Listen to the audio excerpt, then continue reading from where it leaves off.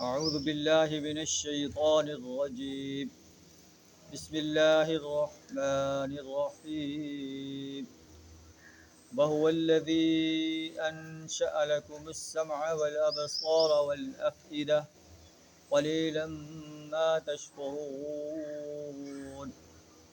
وهو الذي ذرأكم في الأرض وإليه تحشرون. وهو الذي يحيي ويميت وله اختلاف الليل والنهار أفلا تعقلون. بل قالوا مثل ما قال الأولون. قالوا أئذا متنا وكنا ترابا وعظاما أئنا لمبعوثون.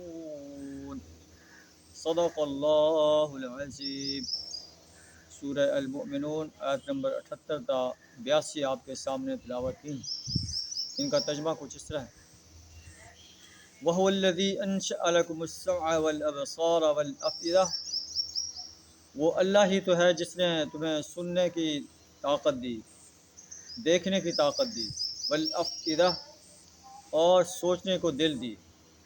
قلیلا ما تشکرون، بہت کم ہی تم شکر ادا کرتے ہو. وَهُوَ الَّذِي ذَرَأَكُمْ فِي الْأَرْضِ وَإِلَيْهِ تُحْشَرُونَ، وہ اللہ ہی ہے جس نے تمہیں زمین میں پھیلایا اور اسی کی طرف تم سمیٹے جاؤ گے.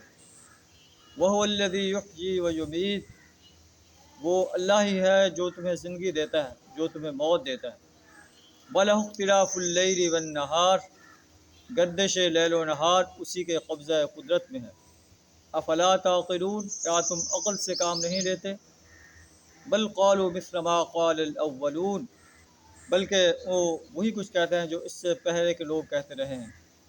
اذا متنا وکنا ترابا، جب ہم مر جائیں گے، مٹی ہو جائیں گے، ہماری ہڈیاں ہڈی ہو جائیں گی. انا لمبعوثون، کیا ہمیں دوبارہ زندہ کر کے اٹھایا جائے گا. لقد وعدنا نحن آباؤنا هذا من قبل ان هذا الا اساطیر الاولین، یہ وعدہ تو ہم سے پہلے ہمارے ساتھ بھی اور ہمارے آباء و اجداد کے ساتھ بھی کیا جاتا رہا ہے. یہ تو پہلے زمانے کے قصے کہانیاں.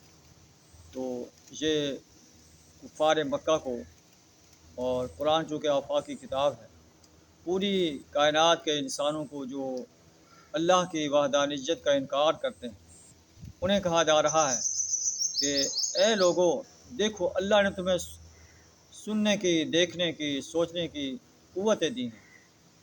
تو اگر تمہیں یہ قوتیں اللہ نہ دیتا، تمہیں اندھا کر دیتا، تمہیں بہرا کر دیتا اور تمہیں جو ہے مجنون بنا دیتا، تو تم اللہ کا کیا بگاڑ سکتے؟ اللہ نے تمہیں یہ قوتیں دی ہیں، قوت سماعت دی ہے، قوت بصارت دی ہے، سوچنے کو دل دیا ہے. تو تمہیں چاہیے کہ ان قوتوں سے اللہ کی قدرت کو پہچانو. اللہ نے جو ہے تم پر نعمتیں جو ہے نازل فرمائی ہیں، ان کی قدر کرو، ان کا شکر ادا کرو. اللہ کے سامنے جھک جاؤ، اللہ کی وحدانیت کو تسلیم کرو. اللہ نے جو رسول صلی اللہ علیہ وسلم کو بھیجا ہے اس کی رسالت کو تسلیم کرو. وہ جو تمہیں کہتا ہے کہ تمہاری یہ زندگی عارضی زندگی ہے، اس کے بعد تمہیں مرنا ہے اور مرنے کے بعد تمہیں دوبارہ اٹھایا جائے گا اور تم سے تمہاری زندگی کا حساب لیا جائے گا، اس کی بات مانو. ایسا نہ ہو کہ رسول اللہ صلی اللہ علیہ وسلم کی دعوت کا انکار کر کے تمہیں اس وقت پچھتانا پڑے جب تم اللہ کی عدالت میں کھڑے ہوگے اور اللہ تم سے تمہاری زندگی کا حساب لے رہا ہو. اللہ سے دعا کریں ہمیں توحید و رسالت اور یوم حساب پر پکا یقین رکھنے کی توفیق عطا فرمائے، یوم حساب کے لیے تیاری کرنے کی توفیق عطا فرمائے. وآخر دعوانا الحمد للہ رب العالمین.